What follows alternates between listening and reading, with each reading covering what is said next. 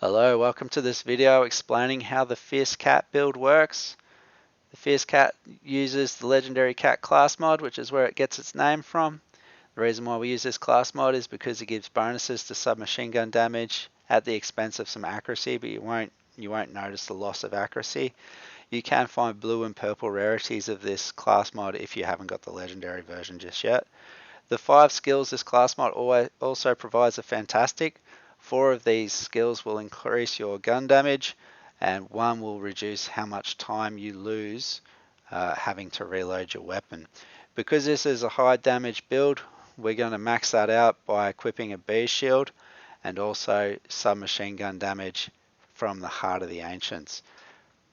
With these 2 things equipped and your class mod, just those alone, I've already got a bonus of 183% gun damage just from my class mod and my ancients, and then I've got a huge boost to amp damage here. Now, as far as submachine gun selection, if you can smash someone's crit zone, the Good Touch can be just as competitive as the Sandhawk.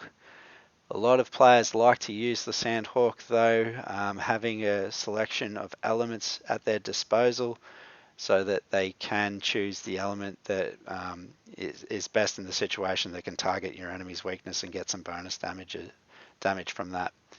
So the Sandhawk, unlike the Good Touch, which needs you to be hitting the crit zones to deal that damage, but you know the added bonus of this one is that you get some healing from dealing damage, which will keep you alive. The Sandhawk can shoot body shots and still get the same effect. This thing will shoot 4 bursts of 7 bullets, and each one of those bullets will have the beast shield's amp effect applied to each bullet. So that's going to be hitting like a shotgun at range. It's fantastic. Another good pick here is the Proactive Bitch. This one has a great, a high fire rate, super sharp and accurate, has the bonus critical hit damage, so it can hit really hard as well.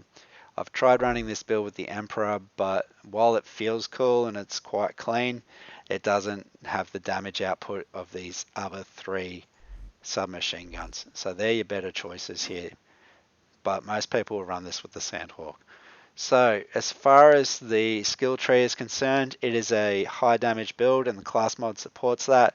So the main skills you want to look at here are Reaper. This will increase your gun damage while your enemy is below 50% health. Wreck.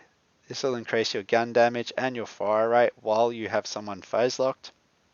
Mind's Eye. This will increase your critical hit damage. And Accelerate. So this will increase your gun damage and your bullet speed. And that bullet speed is really beneficial if you're using the Sandhawk because those projectiles fly quite slowly. So to speed that up makes it easy to hit moving targets. Now some other skills that will increase your damage output is Flicker, so you can apply status effects more easily. Cloud Kill, that corrosive damage is quite noticeable, not just visually, but because you'll see the enemies losing health. Chain Reaction, while you have someone phase locked, 40% of your bullets will also ricochet towards another enemy. And when it comes to Immolate, some bonus fire damage when you're in a down state. This is just the better pick of these other 4 skills here. Helios won't deal enough damage, Backdraft won't deal enough damage, and Blight Phoenix won't deal enough damage. So Immolate's just selected because it's the better of the worst skills on the skill tree, just to reach Ruin at the bottom. Now with Ruin, it won't necessarily increase your damage output, but it will slag enemies. So the slag effect will increase your damage output, and it's a lazy way to slag multiple enemies at the same time. With Ruin, its explosion radius is okay, but it's also quite small. We can expand that explosion radius by using Converge. The implosion effect that you get from Converge is greater than Ruin, so we'll pull more enemies into that explosion radius so you can slag, electrocute, and corrode more enemies. Again, you won't notice the electrocute and the corrode damage, but the slag, being able to slag everyone at once and then blast the crap out of them with the Sandhawk, you'll see them drop very quickly this way. Now, as Wreck and Chain Reaction are tied to having enemies phase locked, we want to increase our ability to phase lock more often and hold enemies for longer. So we can increase how long we hold enemies for through suspension and also through Thought Lock. And I'll come back to Thought Lock in a second. We also want to put points into Quicken so we can phase lock more often as well. Now with Thought Lock, it does actually increases the hold duration, but it also increases how long it takes for this skill to come off cooldown. You won't notice that as much with enough points in cooldown reduction. The main reason why you want Thought Lock on this build though is because when you use Thought Lock on an enemy, you mind control them. And when they're mind control, they generally take the aggro from most of the other people on the field. So other enemies will prioritize your Thought Locked or your mind controlled target, which means that you can take more risks and it's easier to maintain your B shield, so your damage output will be better because you're not taking fire. This guy is instead. So Thought Lock is a great build when you're running the B shield here. Another thing that's good when you're running the B shield is Ward. So this will increase your shield capacity, but more importantly, it'll reduce your shield recharge delay. So you don't have to wait as long for that B shield to regenerate. Now the last sort of thing we can talk about with the skill tree is just we've got Elated and Sweet Release for some survivability.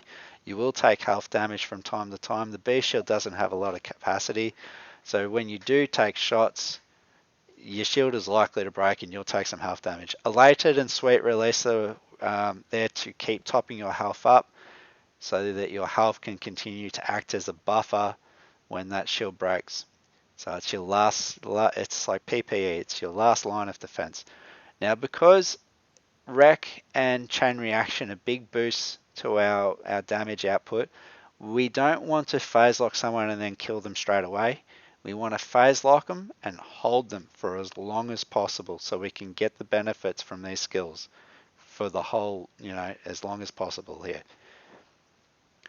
So while we're holding them, Elated will be in effect. It'll be topping your health up that way.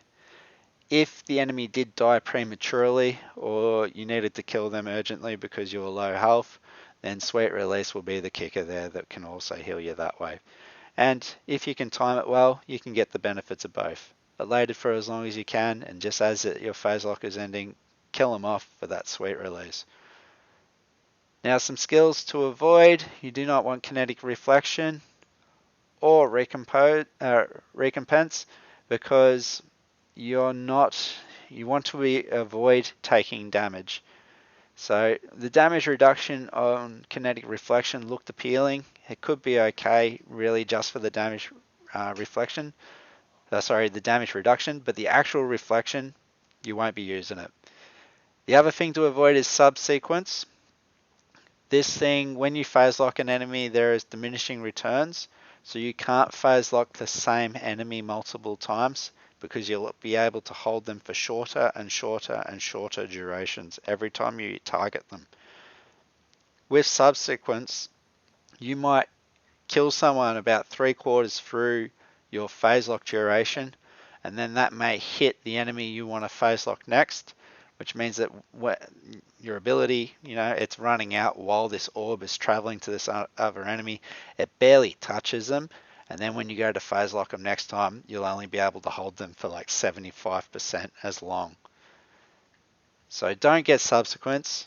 Make sure that when you do use phase lock on someone, it lasts the full duration, not less because they've already been touched. That's about all I can tell you about this skill tree. As far as the mechanics, it's pretty straightforward. Increase your gun damage, point and shoot. You need to learn how to avoid taking damage so that you can maintain your B shield and keep your damage output that way. Your best friend here is going to be your Thought Locked enemy, temporary ally on the field that can take the distract enemies from you for a period of time so that you can shoot unhindered.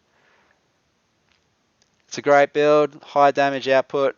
Give it a go. I reckon you'll enjoy it. Have fun.